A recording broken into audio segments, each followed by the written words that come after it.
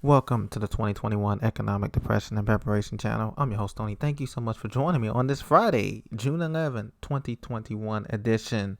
Please be sure to hit that subscribe button for Preach to Me to give you the latest 100% true financial news, both in and out of the United States of America. And I thank you for your support. Today, we're going to be talking about a number of things here. The jobs report is going to become last, which you guys have heard. It was given yesterday at 8:30 a.m. And more disappointing news there for most economists. We're going to be talking about inflation again. That is a crucial element for your preparation needs. And also, we're going to be talking about the needs for consumer sentiment, the spending sentiment, and how the rich are getting richer and the poor are getting poorer. The top 1% is siphoning off the money that is meant to build the infrastructure and other things. And President Biden and the Treasury and everyone is going on with it to enrich the top 1% and not build up our country that we need to compete with China, Russia, India, and other emerging economies in the world. So let's get right into it, my friends. I want to start here with the inflation. The inflation numbers here. Hot inflation may become scorching in May and is expected to hit a 28-year high. I told you yesterday that inflation, or the day before yesterday, that inflation has reached 5% and growing. Economists expect core consumer inflation. Remember, this does not include food and energy or rent or mortgage prices for home loans, have jumped 3.5%. This is the highest level since 1993. And then we'll also, this according to CNBC, the data is there. Investors are watching the data to see if it looks like inflation could be hotter, more persistent than the Fed expects it to be. Now, I told you my prediction is that the inflation will go to 11% by the end of this year, and it will continue to increase through 2022. So it's not going to be transitory, as the Federal Reserve Bank has told you in the past. But now the media is jumping on board and they're saying, oh, wait a minute, inflation has been warming up this spring. It's reaching historical levels. As you know, the prices of lumber, Home Depot and Lowe's or any of these hardware stores have gone up by over 25%. Prices of gas has gone up, and we haven't even hit summer yet. Summer begins officially June 20th, the summer solstice, guys. So we haven't officially hit summer prices yet for gas or utilities, energy costs yet. And we have food already at astronomical highs. And whether you go to a warehouse like Sam's, Costco, BJ's, you name it, or whether you go to regular stores like Ralph, Harris Teeter, Kroger's, Walmart, you name it. Food has gone up across the board on all sectors, even at Aldi's and the other retail stores, discount grocery stores. The prices have gone up. I've noticed on a lot of the produce there and a lot of the cheeses and dairy in there as well. So just to give you a heads up, inflation will continue. As you can see, the consumer price index here has gone straight up in a vertical line. And right now we're at 5%. We're right here and it's rising every month. By the end of June, you can expect inflation and the CPI index to be above 6% and growing. And the Fed said it will continue to allow it to run hot. They're meeting now, the G7 nations, as you know, in London, England. That's President Biden's first international trip. And he met with Boris, the president there of England and stuff, and they agreed on a lot of things. But here we go. Consumer sentiment rebounds in June, led by views of wealthier Americans. Of course, they control the top 1% of Americans, upper 1% control the policy and dictate to the government what they want done for the rest of us down in the lower lands.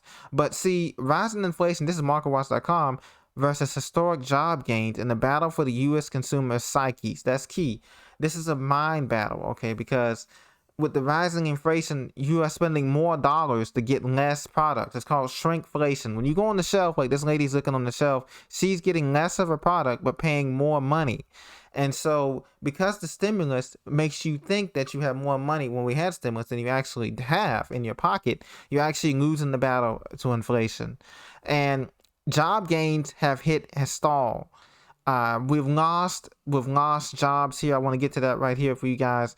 Job in April and May, non-farm payroll falls short of the estimates. They lost 266,000 jobs. Unemployment rate rose to 6.1%. This is the U.S. Labor Department. Unemployment rate is above 6% now as of last month in May, and is continuing to rise. Dow Jones estimated had been for 1 million new jobs and an unemployment rate of 5.8%. That did not happen. Well below, we did not create 1 million new jobs. And a lot of these 266,000 jobs that was created, remember, these are people returning to work. These are people returning to the furlough, whether in the hospitality industry. Remember the cruise lines said they're getting going by July. Pilots furlough, stuff like that. Retail, stuff like that. Those are the jobs. People coming back to jobs. Those are not necessarily new jobs, my friend. So we have to keep that in mind when we listen to these type of reports, these type of transitions. Look at the graph here. This is from the Bureau of Labor Statistics here. Total non-farm payrolls, as you can see. Look at the when we first started the pandemic, we lost 20 million jobs off the bat, okay? Now, this is if we can believe the numbers that they give us, because a lot of these numbers have been doctored up. As you know, just like accountants, we have to kind of make the balance budget, zero-based balance out, so they kind of doctor the numbers up. But look, we lost 20 million jobs right at the start of the pandemic last year in April 2020, or March 2020 when this thing started. So that's a lot to recover. In the 1 year time, this 1 year, April 21, we've only gained maybe 200,000 jobs, and we got to cut half of that. Really, we won't gain 100,000 jobs because 100,000 people were returning to work, as I said before. So that's unbelievable. Now, look at the chart of the top 10 richest American billionaires. This is by Forbes. You know, they produce it every year. Amazon, Jeff Bezos became the richest. Now, he's switching between, he's at 190 billion now. This is a little bit old. Today, as of today, he's at $190 billion, okay? Elon Musk, as you know, is coming out with a new Tesla today, Plaid, as you see on CNBC. That vehicle has been making deliveries now.